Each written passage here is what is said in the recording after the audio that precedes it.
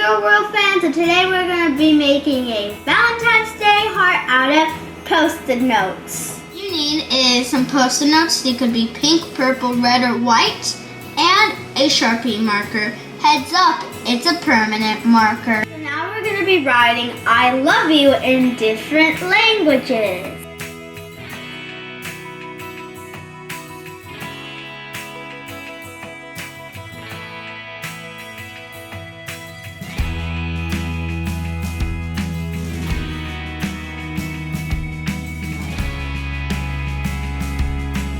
Now we're going to start decorating the heart.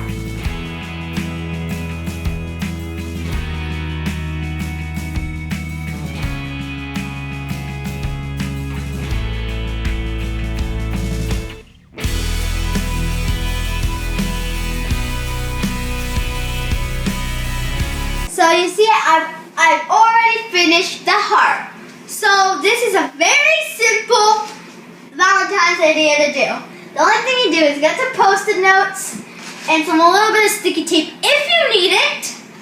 And so you just write different languages and you make little holes, and it's super easy to do. So comment down below which language comes from your country. For example, Ti amo comes from Italy.